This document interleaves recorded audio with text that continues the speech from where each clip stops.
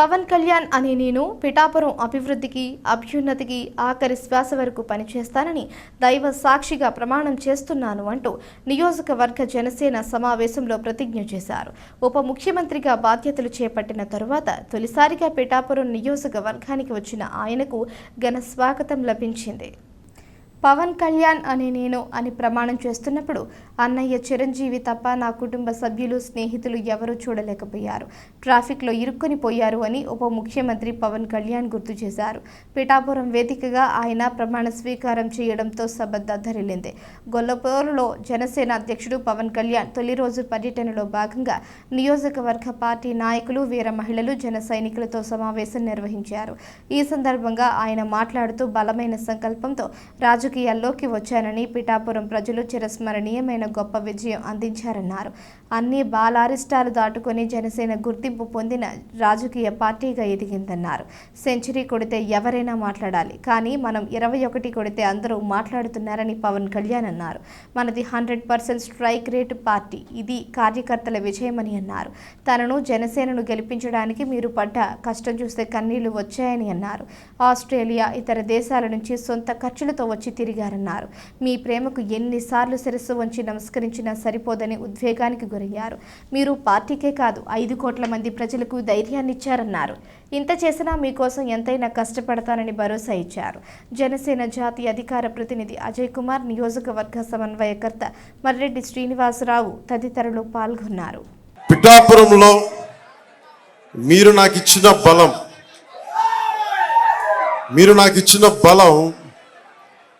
రాష్ట్రం అంతా తిరిగేలా చేసింది. మీరిచ్చిన విజయం, భరోసా నన్ను రాష్ట్రం అంతా తిరగనిచ్చేలా చేస్తుంది.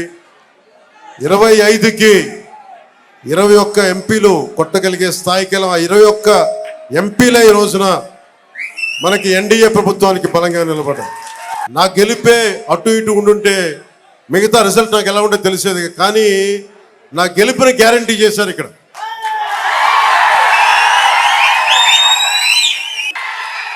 నా కుటుంబం నన్ను అర్థం చేసుకుంటుంది, నాకు తెలిసి ఎప్పుడు రావు. బాధ్యతలు తీసుకున్నా. నిజంగా చెప్పాలంటే ఫ్యాన్ లేవు, ఏసీలే ఉన్నాయి, ఫ్యాన్లు తీసేసాం, పక్కన పెట్టేశాం. గుండెల లోతుల నుంచి మీకు చెప్తున్నాను, మీరే కనుక లేకపోతే పిఠాపురం ప్రజలు, పిఠాపురం జనసేన నాయకులు, పిఠాపురం ప్రజలు, మనకి కూటమి నాయకులు బలంగా కనుక నిలబడకుండా ఒక్క పక్షాన మనం బలంగా పోరాటం చేయకుండా ఉండుంటే ఈరోజు రాష్ట్రం రిజల్ట్స్, ఫలితాలు వేరేలాగా ఉండే. ఏ ముఖ్యమంత్రి ఈరోజు కూర్చున్నా, గతంలో కూర్చొని ఉన్నా దానికి మూలకారకుడు ఎవడు? పొట్టి శ్రీరాములు. ఆయనే లేకపోతే, ఆయనే బలిదానం లేకపోతే మనకి ఈ రోజున ఆంధ్ర రాష్ట్రం అనేది ఉండేది కాదు. విజయం వచ్చాక అందరూ ఎగురుతారు, అందరూ దండలేస్తారు.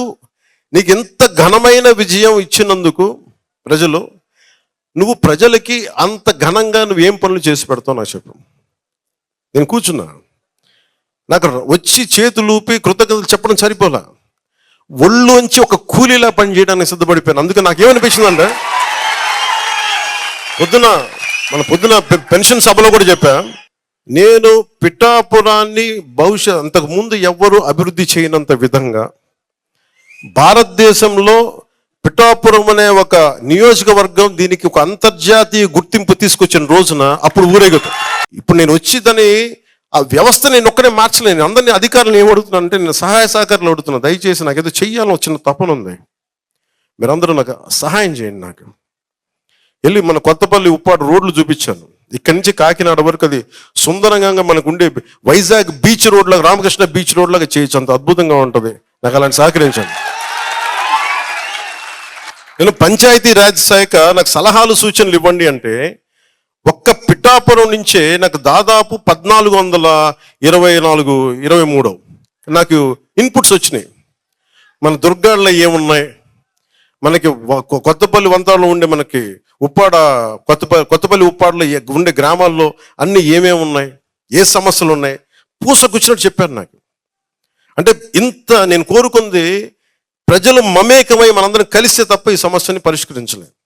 నాకేమనిపించిందంటే ప్రతిసారి ప్రభుత్వం మీద ఆధారపడలేము ఉద్యోగాలకి, కానీ పెట్టుబడులు పెట్టే స్థాయిలో మనకి పెట్టుబడులు ఇక్కడ పెట్టుబడిదారులు రావాలి ఇక్కడ మనకి. సో ఆ దిశగా నేను ఆలోచిస్తున్నాను.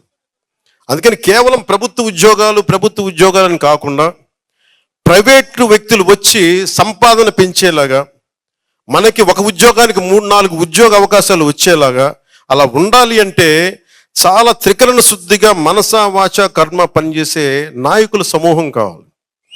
ఈ రోజున నేను ప్రతిసారి సభలో కూడా చెప్పాను, ఒక దేశానికి ఒక దేహానికి ఒక రక్తనాళం సరిపోదు, ఒక దేశానికి ఒక నది సరిపోదు అన్నట్టుగా ఈరోజు మన ఆంధ్ర రాజ్యానికి చాలా మంది నాయకులు అవసరం వచ్చింది. ఈ రోజున ఒకళ్ళు సరిపోరు. ఈ రోజున అసలు ఈ రోజున సివిల్ సప్లైస్ లో ఎంత టన్నుల బియ్యం దోచేస్తున్నారో మీకు చెప్తా వచ్చాం. మనోహర్ గారికి నేను ఒకటే చెప్పాను, మనం మాట్లాడాం, సివిల్ సప్లైస్ మీ చేతిలో పెట్టాం, అక్రమ రవాణా బియ్యం మీద ఉక్కుపాదం మోపండి, అది ఒక్కడే మాట చెప్పాను. ఆయనకి నా అభినందనలు. బలంగా చేశారు, సీజ్ చేశారు గోడౌన్స్. కానీ వెనకున్న సూత్రధారులను పట్టుకోవాలి, ఎవరెవరో తెలియదు, ఇంకా ఎదుగుతున్నాం, చూద్దాం. అలాగే చెరువులు, మట్టి, ఇసుక, మట్టి, శ్మశానం, మైనింగ్ అన్నీ పట్టుకుపోతాం. ఇవన్నీ ఆపాలి. ఇదేంటంటే ఇది మేము ఒక్కలం చేసేది కాదు. ఒక తెలుగుదేశమో, జనసేనో, భారతీయ జనతా పార్టీ నాయకులు, గౌరవ ముఖ్యమంత్రి చంద్రబాబు గారు కాదు, మీరందరూ కలవాలి. దీంట్లో ఒక మార్పు రావాలి అంటే మీరందరూ కలిస్తే తప్ప మార్పు రాదు. అలాంటి మార్పుకి మన పిఠాపురంలో శ్రీకారం చుట్టాం. ఆ మార్పు ఒక రోజున ప్రపంచం ఇటువైపు చూస్తుంది. ప్రపంచ దేశాలు పిఠాపురం వైపు చూస్తాయి.